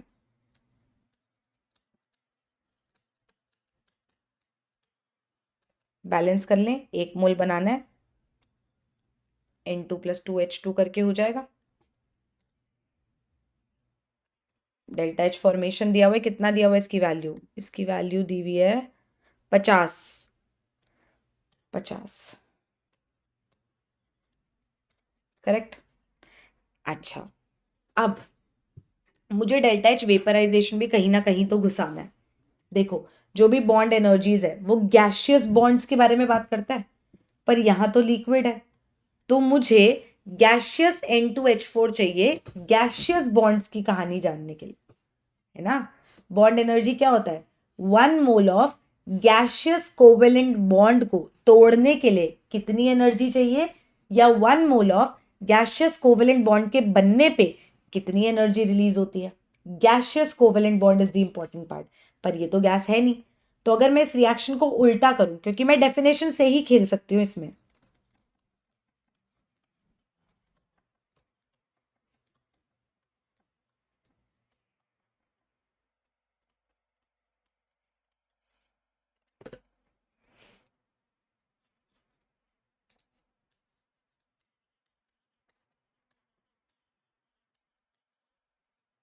सही बात है, यही हो रहा है। इस पूरे रिएक्शन की एंथैल्पी चेंज मुझे 50 दी है, एंथैल्पी ऑफ वेपराइजेशन मुझे 18 दी है, तो मेरा ये रिएक्शन जो है इसकी एंथैल्पी चेंज आ सकती है। Orange 1 plus 18 is equal to 50। कोई गड़बड़? सही बात है। तो इस रिएक्शन की एनर्जी चेंज क्या आ जाएगा?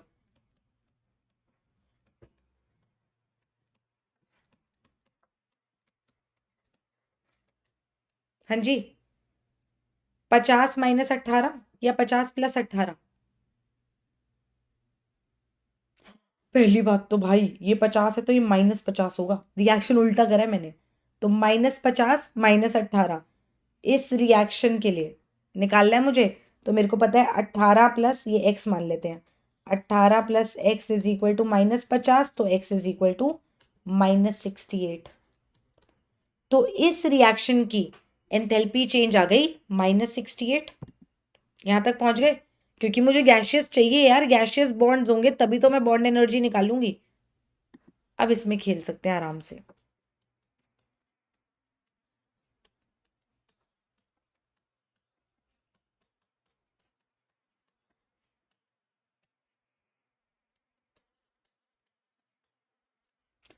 Reactant minus product plus NH कितने हैं, ऐसे होता ही है। कितने NH बॉन्ड्स है? 4।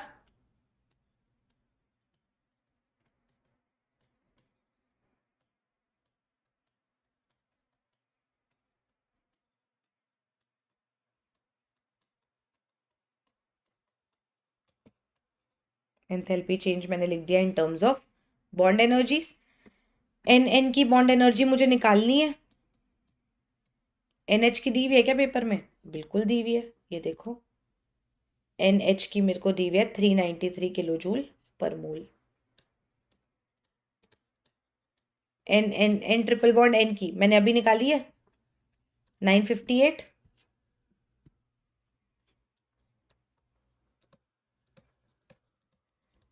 H की 436 दी है।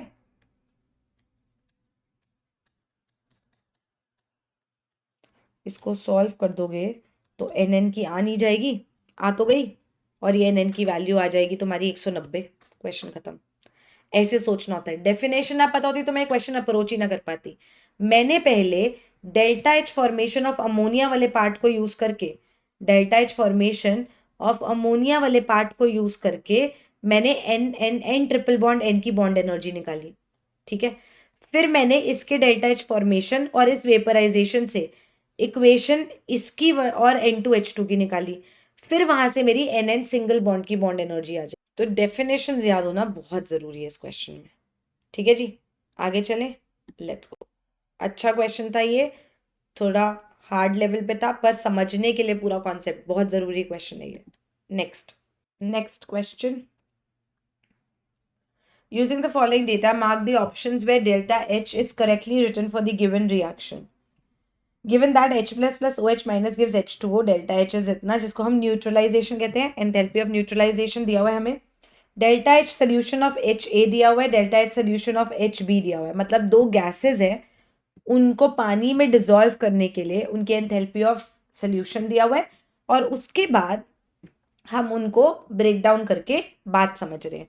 BOH is a strong base, delta H ionisation for HA is इतना। समझो अब क्या है यहाँ पे, क्वेश्चन क्या कह रहा है, देखो ध्यान से। हमें ये पता है कि HA एसिड है, पर हमें HA गैस दिया है,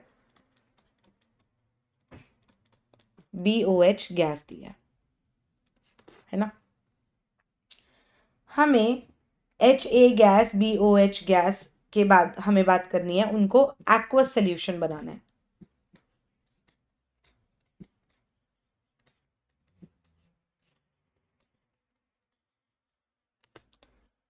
HA से HA एक्वस बनाने के लिए -70.7 और यहाँ पे 20। ये स्टेप 1 है। इसके बाद जब ये दोनों आपस में रिएक्ट करेंगे तो कैसे रिएक्ट होगा, ये बनाएंगे Ba प्लस H2O। ये है इनका न्यूट्रलाइजेशन रिएक्शन, जिसमें Ha टूट रहा है H प्लस और A माइनस में, BOH टूट रहा है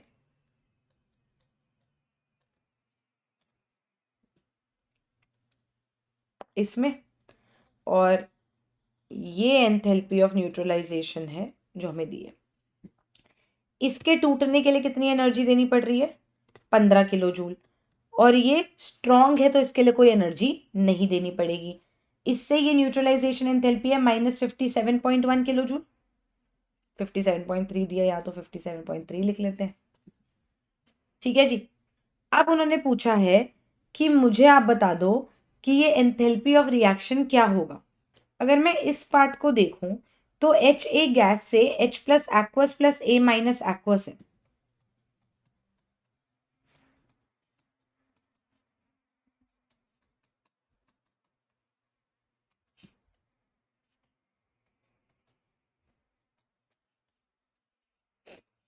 करेक्ट। इस रिएक्शन की enthalpy change would be equal to ये स्टेप की कितनी है प्लस ये स्टेप की कितनी है ना? ये स्टेप की कितनी है और ये स्टेप की कितनी है? तो आंसर कितना आ जाएगा? -55.7 आ गया हमारे पास, ये आंसर आ गया। तो हमें ये सब लिख के हमें ये सोचना था कि इनमें से क्या हमसे पूछा है, क्या हमसे पूछा है।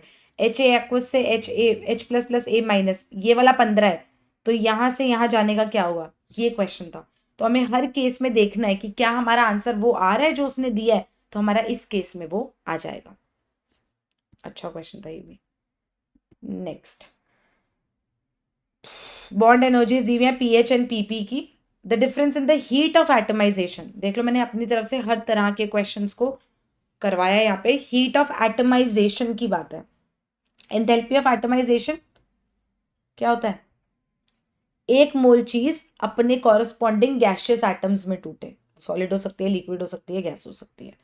एक मोल चीज अपने कॉरस्पॉन्डिंग गैशियस एटम्स में टूटे, उसमें जो भी एंथैल्पी चेंज होता है उसको एंथैल्पी ऑफ एटमाइजेशन कहते हैं। हमें बॉन्ड एनर्जीज दी है। Difference in heat of atomisation पूछा है। पहले केस में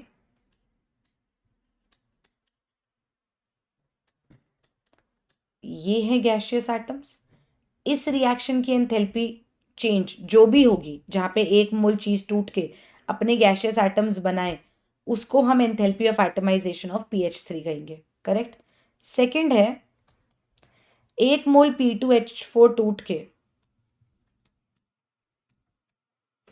सॉरी, अपने कॉरस्पॉन्डिंग गैशियस एटम्स बनाए, उसमें जो भी एंथैल्पी चेंज होगा उसको हम enthalpy of atomisation for P2H4 कहेंगे। और उसने हमें बोला ये बता दो।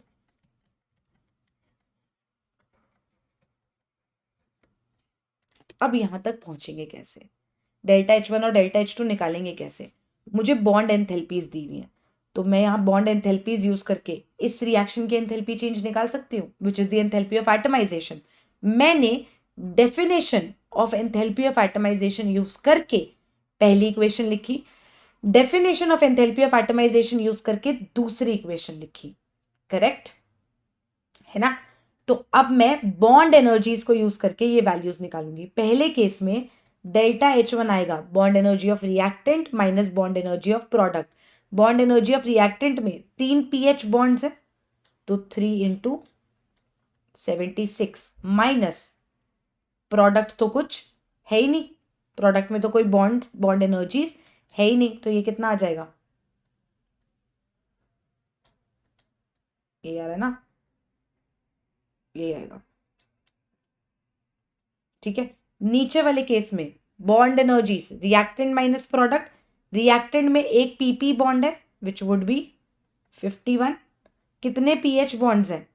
4 है, प्लस 4 इंटू 76। प्रोडक्ट साइड पे कुछ है नहीं तो -0 हो जाएगा, तो डेल्टा H2 कितना आ जाएगा?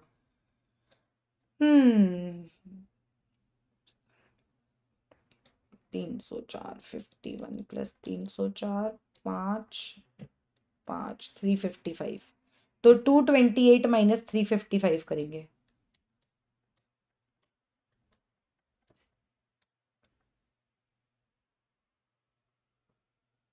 कर रही मैं यार।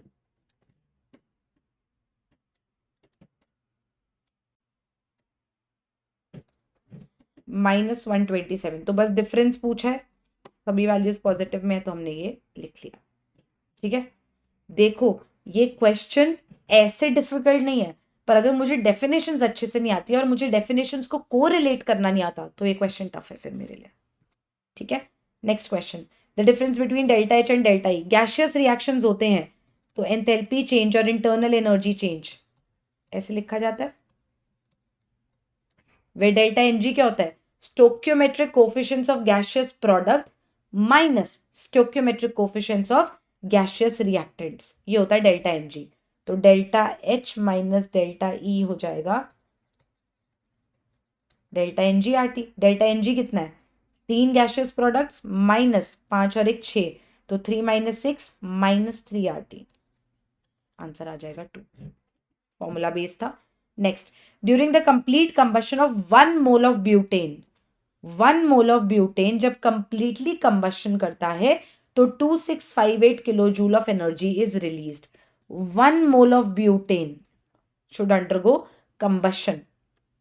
ठीक है, तो 1 mole of butane completely combustion करता है तो डेल्टा एच कंबशन हो जाएगा 2658 किलो जूल। तो 2658 kilo joule should be delta H combustion, 1 mole combust कर रहा है, तो आंसर आ जाएगा सी। डायरेक्ट डेफिनेशन बेस्ड क्वेश्चन है, पर वो इतना प्लस माइनस कराएगा कि तुम कंफ्यूज होते रहोगे। 1 मोल जल रहा है तो एंथैल्पी ऑफ कंबशन ही आएगा, एंथैल्पी ऑफ कंबशन आएगा। निकल रही है एनर्जी तो नेगेटिव आएगा, बस इतना करना था। वो वाली इक्वेशन ढूंढनी थी जिसमें 1 मोल ब्यूटेन कंबशन कर रहा है और डेल्टा एच की वैल्यू नेगेटिव है। Next, C diamond to C graphite, delta H and delta U are same for the reaction, दोनों सॉलिड्स है ना। तो delta H is equal to delta U plus delta PV होता है, जो solids liquids में ऐसा ही रहता है, और गैसियस केस में डेल्टा एनजीआरटी हो जाता है। करेक्ट, अब ये वैल्यू कोई वॉल्यूम में ज्यादा चेंज नहीं होता सॉलिड टू लिक्विड में, सॉलिड टू सॉलिड में, ये भी सॉलिड है ये भी सॉलिड है, तो ये वैल्यू ऑलमोस्ट इक्वल टू 0 होती है। Therefore delta H and delta U are same. Entropy increases during the conversion, yes it does. Diamond में हर कार्बन sp3 हाइब्रिडाइज्ड है, ग्रेफाइट में हर कार्बन sp2 हाइब्रिडाइज्ड है।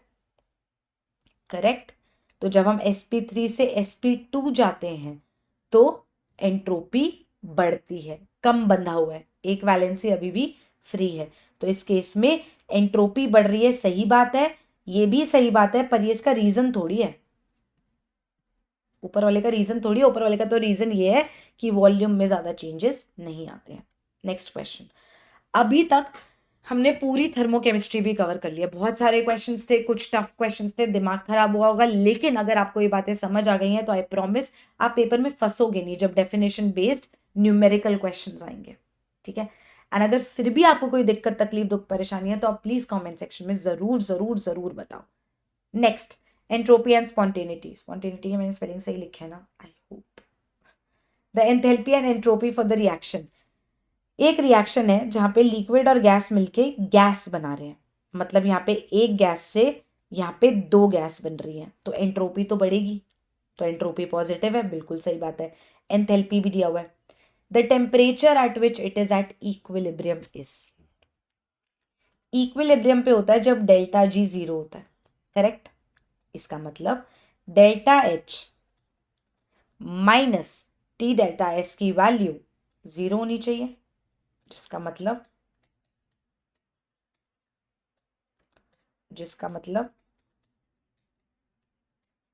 फिजिकल केमिस्ट्री में यूनिट्स का ध्यान जिसने रख लिया वो आधी जंग जीत चुका है भैया। ये किलो जूल है, ये जूल है, इंटू 1000 होएगा, तो ये हो जाएगा जूल पर मोल, अरे यार, और ये हो जाएगा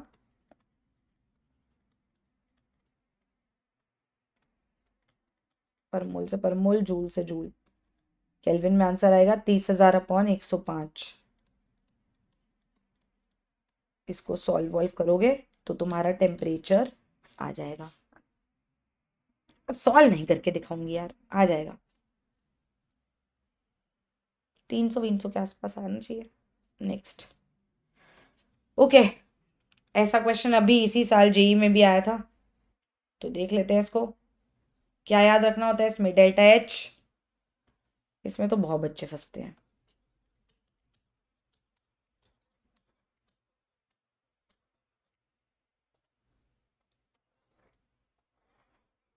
टेबल बनाते हैं और सीखते हैं।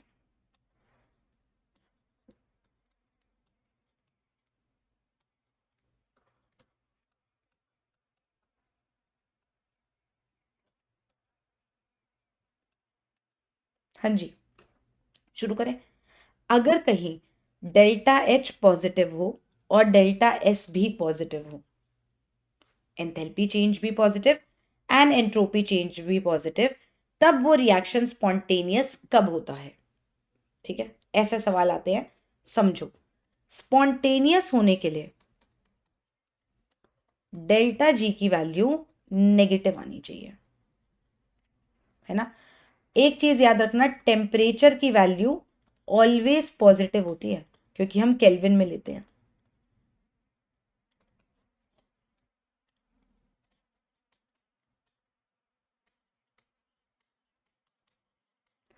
अब अगर मेरा डेल्टा एच भी पॉजिटिव है एंड डेल्टा एस भी पॉजिटिव है, तो कैसे सोचना है? अगर ये वाली वैल्यू पॉजिटिव है, मान लो ये कुछ +20 है, -T, डेल्टा एस भी कुछ पॉजिटिव है। यहाँ पे पहले पॉजिटिव ही लिखती हूँ, समझा रही हूँ ना अभी तो तुम्हें। ये भी पॉजिटिव, ये भी पॉजिटिव, पर मुझे डेल्टा जी नेगेटिव चाहिए स्पॉन्टेनियस के लिए। देखो, ये वाली टर्म कुछ पॉजिटिव है, ये वाली टर्म कुछ माइनस इंटू प्लस है, तो ये वाली टर्म माइनस हो गई, तो ये वाली टर्म प्लस, ये वाली टर्म माइनस, और ये डेल्टा जी के इक्वल है। करेक्ट। अब डेल्टा जी नेगेटिव कब आएगा? जब पॉजिटिव वाली टर्म बड़ी होगी या नेगेटिव वाली टर्म बड़ी होगी? नेगेटिव वाली टर्म बड़ी होगी। अगर बेटा ये 2 हुआ और ये 5 हुआ, तो डेल्टा जी नेगेटिव आएगा ना। अगर ये 5 हुआ और ये 2 हुआ, तो डेल्टा जी पॉजिटिव हो जाएगा। मुझे ऐसा चाहिए कि मेरी जो ये टी डेल्टा एस वाली टर्म है, ये बड़ी आए, ताकि मेरा ओवरऑल आंसर नेगेटिव आए। इसका मतलब हाई टेम्परेचर होना चाहिए, हाई वैल्यू ऑफ टेम्परेचर होनी चाहिए, तो it is spontaneous at high temperature. ठीक है। अगर डेल्टा एच पॉजिटिव है और डेल्टा एस नेगेटिव है, तब क्या होगा? समझते हैं। पेज ऐड करना पड़ेगा, समय बीतेगा, थोड़ा सा बिता देते हैं। Okay, delta H positive, delta S negative.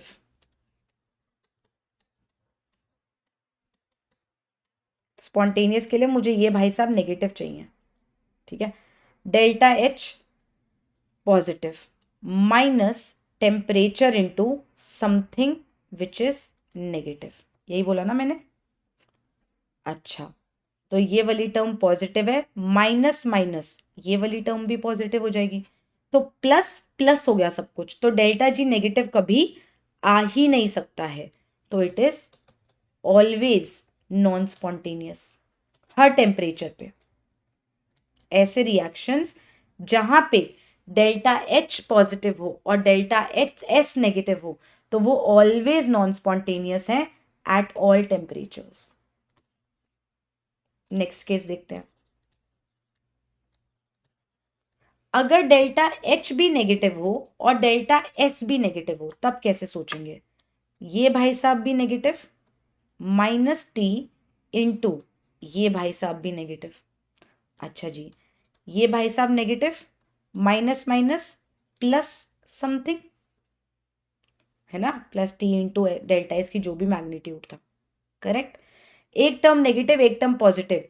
Delta G negative कब होगा? जब ये वाली टर्म ज्यादा होगी, नेगेटिव वाली टर्म ज्यादा होगी।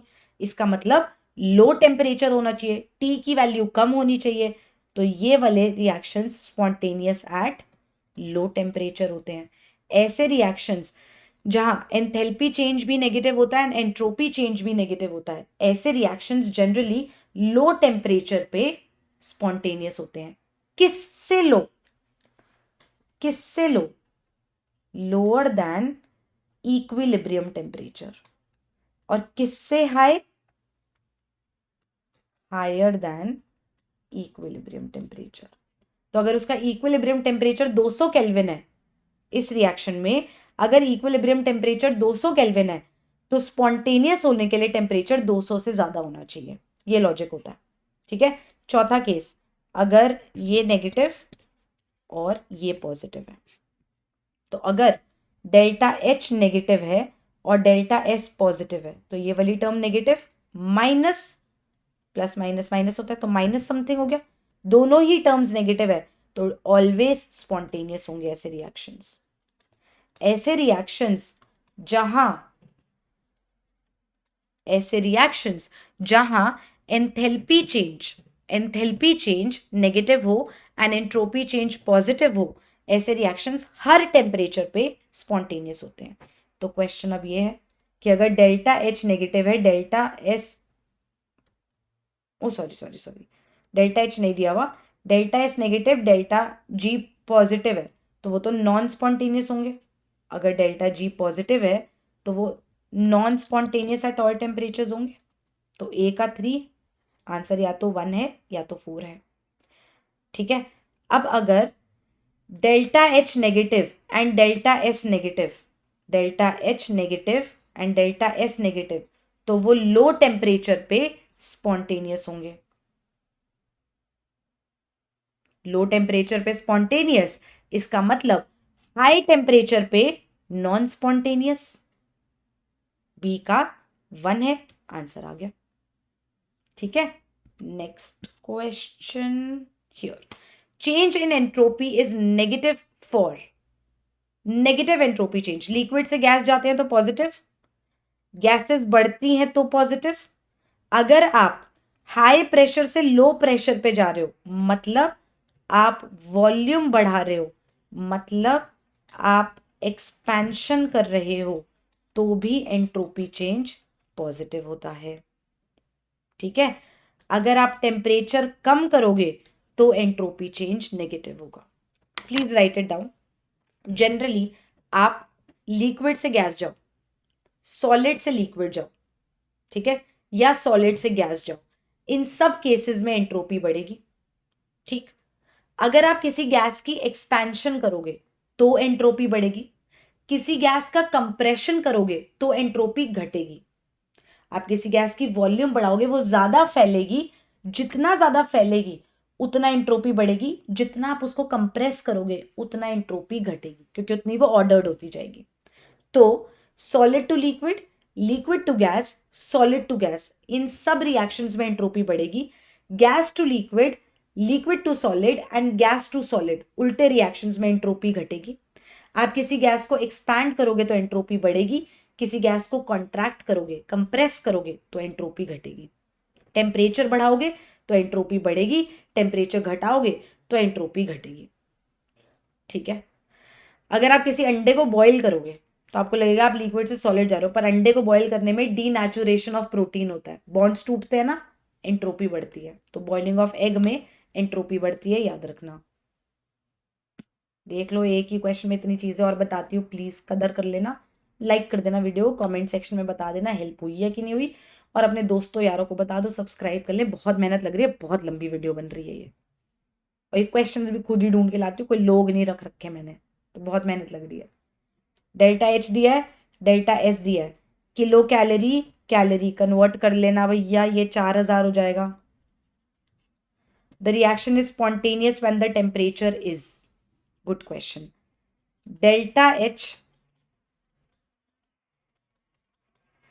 हमें क्या पता है,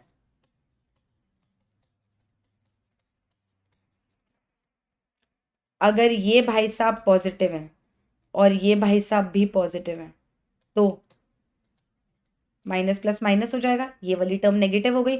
इसका मतलब टेम्परेचर हाई होना चाहिए इस रिएक्शन को स्पॉन्टेनियस होने के लिए, और किससे higher?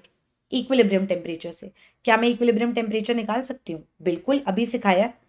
Delta G 0,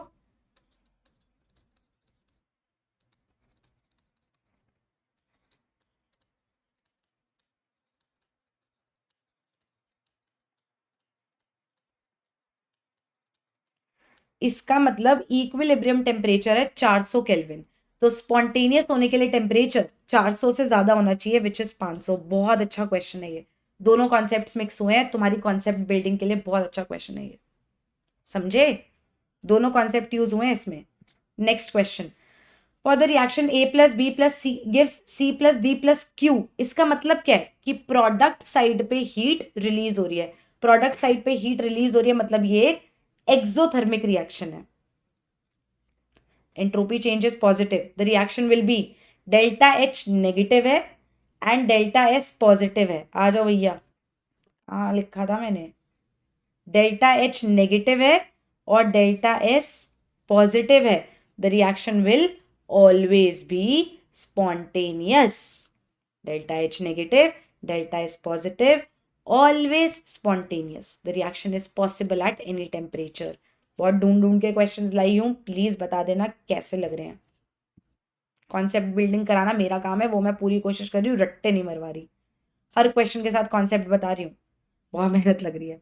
during the freezing of water which of the following is true, जब पानी को फ्रीज किया जाता है तो एंट्रोपी घटेगी ना सिस्टम की, पार्टिकल्स पास पास आ रहे हैं, तो entropy of the system decreases. Answer है सी। दो बॉक्सेस हैं, दोनों के बीच में पार्टीशन है, दोनों में गैसेस हैं, जब हम पार्टीशन हटा देंगे तो गैसेस मिक्स करेंगी, जब गैसेस मिक्स कर रही हैं स्पॉन्टेनियसली, जब गैसेस मिक्स कर रही हैं तो उनकी मिक्सिंग में एंट्रोपी बढ़ रही है ना, गैसेस मिक्स करती हैं तो रैंडमनेस बढ़ती है, डिसऑर्डर बढ़ता है, सब इधर उधर दौड़ रही होती है एक दूसरे की तरफ, ये वाली इधर दौड़ेगी, ये वाली इधर दौड़ेगी, इक्वल प्रेशर करने के लिए दोनों तरफ, इस वजह से एंट्रोपी बढ़ती है, पर एंथैल्पी चेंज कुछ नहीं होता है, तो enthalpy change is 0 and entropy is positive.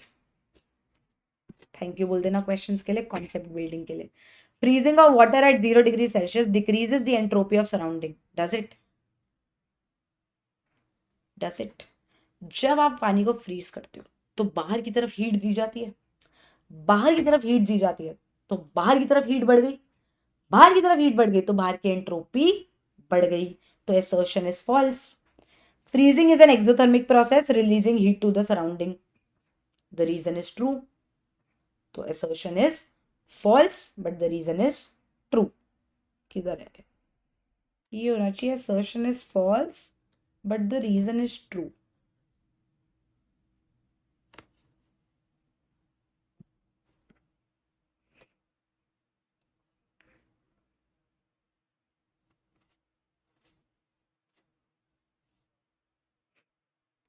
Next question. For the reaction N2 plus 3H2 gives 2NH3, delta H दिया हुआ है, delta S दिया हुआ है, delta G निकालना है, निकाल लोगे?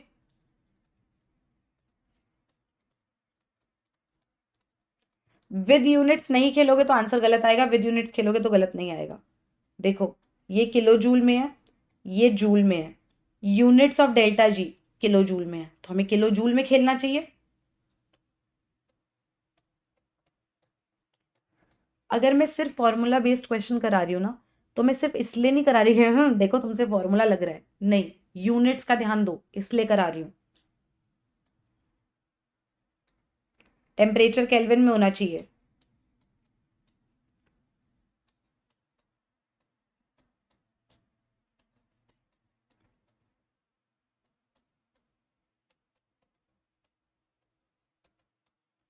अब सॉल्व करोगे तो तुम्हारा आंसर किलो जूल पर मोल में आएगा, ठीक है।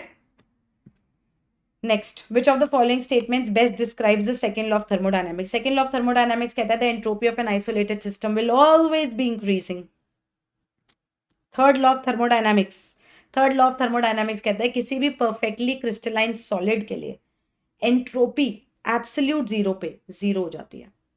एब्सोल्यूट जीरो टेम्परेचर होता है 0 kelvin and not 0 degree Celsius, तो 0 केल्विन पे जाते जाते entropy of a perfect crystal approaches to 0। That's the third law. And we're done with thermodynamics. I am exhausted and you might be too. So good. अगर questions हो गए, अगर नहीं हुआ है तो कुछ नया सीखा है उसके लिए गुड, एंड आई होप सब कुछ कवर हो गया। आई डोंट थिंक कुछ मिस हुआ है, हमने बिल्कुल बेसिक से शुरू करके बिल्कुल एंडिंग तक, अरे बाप रे बहुत पढ़ लिया, तो मुबारक को बहुत पढ़ लिया। अगर समझ आया है तो कमेंट सेक्शन में ज़रूर बताना, और नेक्स्ट चैप्टर कौन सा करना चाहते हो वो बता देना, और फिर एक दिन दे देना ताकि मैं उसके क्वेश्चंस जो हैं उनको कंपाइल करके फिर वीडियो रिकॉर्ड करके फिर डाल पाऊँ। छोड़ा इंसान, बहुत टाइम लगता है, वेरी मच, बहुत टाइम लगेगा। ठीक है, तो वो बता देना। एंड कोई दिक्कत तकलीफ दुख परेशानी हो तो तुम बता ही सकते हो। And please subscribe to the channel if you haven't already. कर लिया तो और उससे करवा दो, मेहनत नहीं देख पा रहे हो क्या, और उससे करवा देना।